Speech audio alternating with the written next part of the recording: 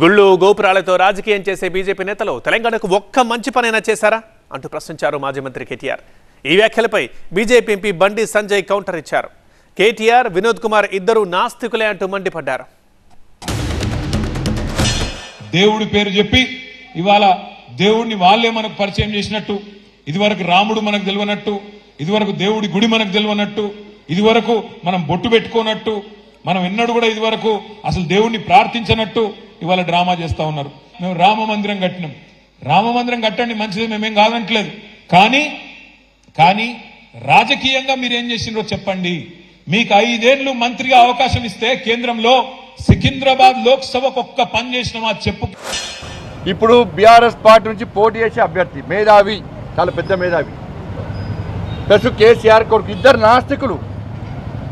వీళ్ళు ఇట్లా బొట్టు పెడతారు, అందరి ముందు నటిస్తారు, బయటకు పోయి బొట్టు దూసుకుంటారు. వీళ్ళు వాళ్ళిద్దరు అంతే. కరీంనగర్ పార్లమెంటు నియోజకవర్గంలో దేవుణ్ణి నమ్మే 99% ప్రజలు దేవుణ్ణి నమ్మని ఈ నాస్తికులకు ఓటేస్తారా? ఆలోచించుకోండి.